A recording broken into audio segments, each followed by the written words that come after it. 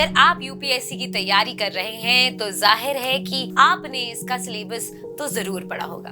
अपने अक्सर लोगों से ये भी सुना होगा कि यूपीएससी की तैयारी शुरू करने से पहले सिलेबस को अच्छी तरह पढ़ना और पढ़कर समझना बहुत जरूरी है, और उतना ही जरूरी है अलग अलग सेगमेंट्स, खासकर जनरल स्टडीज और जनरल अवेयरनेस के बीच के अंतर को समझना। तो आज के वीडियो में यही बात करने वाले हैं। नमस्कार, स्वागत है आपका प्रभात एग्जाम के YouTube चैनल पर। ये एक ऐसा प्लेटफॉर्म है जहां आपको मिलती है सभी कॉम्पिटिटिव एग्जाम से जुड़ी महत्वपूर्ण जानकारियां जो आपको किसी भी एग्जाम में सफल होने में काफी मदद कर सकती हैं। अगर आप हमारे YouTube चैनल पर पहली बार आए हैं तो हमें लाइक और सब्सक्राइब जरूर करें, और हमारे लेटेस्ट वीडियोस और अपडेट सबसे पहले आप तक पहुंचे इसके लिए बेल आइकन को प्रेस करना ना भूलें। तो आइए शुरुआत करते हैं आज की वीडियो की, जो है यूपीएससी की तैयारी में जनरल नॉलेज और जनरल अवेयरनेस में अंतर क्या है। सबसे पहले जनरल नॉलेज का मतलब समझते हैं। जैसे कि आप जानते हैं कि जनरल का मतलब होता है सामान्य और नॉलेज का मतलब होता है ज्ञान। तो जनरल नॉलेज को हम ऐसा विषय मान सकते हैं जो ऐसा ज्ञान देता है जो सबके पास होता है। दूसरे शब्दों में हम ये भी कह सकते हैं कि सामान्य ज्ञान सामान्य सवालों और उनके जवाबों से जुड़े हैं। उदाहरण के लिए, भारत की राजधानी क्या है? ये सामान्य ज्ञान का एक सवाल है जिसका उत्तर सबको मालूम होगा।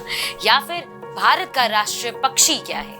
ये भारत के पहले प्रधानमंत्री का नाम क्या था? ऐसे प्रश्नों के बारे में हमें बचपन से ही पढ़ाया जाता है, और ये शिक्षा हमें ना सिर्फ हमारे टीचर्स बल्कि हमारे पेरेंट्स, दोस्त, रिश्तेदार इत्यादि भी देते रहते हैं। जनरल नॉलेज में सवालों की कोई सीमा और कैटेगराइजेशन नहीं होती। वैसे एक मजेदार बात ये भी है कि यूपीएससी सिविल सर्विसेज में जनरल नॉलेज को सवाल नाक के बराबर होते हैं। अब बात जनरल अवेयरनेस की। तो जैसा कि हम जानते हैं कि जनरल का अर्थ होता है सामान्य और अवेयरनेस का अर्थ होता है किसी खास घटना की जानकारी या उसके प्रति सजगता। यदि यूपीएससी के संदर्भ में कहा जाए तो आसपास घटित हो रही खास घटनाओं की सामान्य जानकारी रखना जनरल अवेयरनेस की कैटेगरी में आएगा। जनरल अवेयरनेस का अर्थ है वर्तमान घटनाओं के बारे में ज्ञान रखना। जनरल अवेयरनेस केवल दुनिया भर के समाचारों के नियमित घटनाओं पर केंद्रित है। इसका ऐतिहासिक घटनाओं से कोई लेना देना नहीं है। करंट अफेयर्स वो शब्द है जिसका प्रयोग कई प्रतियोगी परीक्षाओं के लिए जनरल अवेयरनेस के स्थान पर किया जाता है। जैसे कि इस वर्ष भौतिकी का नोबेल पुरस्कार किसे दिया गया? ये सवाल आपकी जनरल अवेयरनेस के टेस्ट करता है। आमतौर पर जनरल अवेयरनेस में निम्नलिखित को शामिल किया जाता है: राष्ट्रीय मामले, अंतर्राष्ट्रीय मामले, द्विपक्षीय मामले, खेल, समाचार में व्यक्ति, समाचार में स्थान, बैंकिंग क्षेत्र में हाल की घटनाएं। वैसे तो अब तक कि आपको जनरल नॉलेज और जनरल अवेयरनेस के बीच अंतर समझ में आने लगेगा, लेकिन इन सवालों से आपकी रही सही कंफ्यूजन भी दूर हो जाएगी।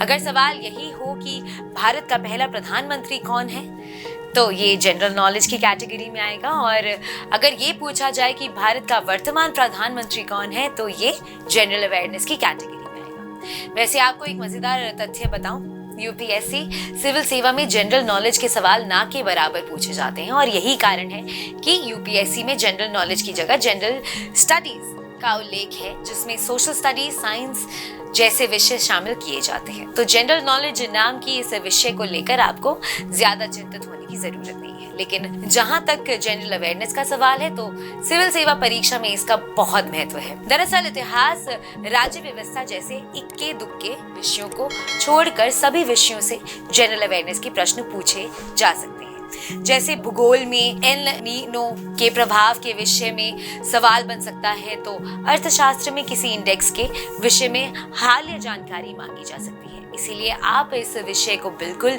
इग्नोर नहीं कर सकते हैं, बल्कि आपको सभी विषय के करंट इवेंट्स की जानकारी भी रखनी पड़ेगी। अगर आपको हमारी ये वीडियो पसंद आई है तो इसे अपने दोस्तों के साथ जरूर शेयर करें, और अगर आपके पास हमारे लिए कोई भी सवाल है तो उसे कमेंट सेक्शन में लिखकर हमें जरूर बताएं।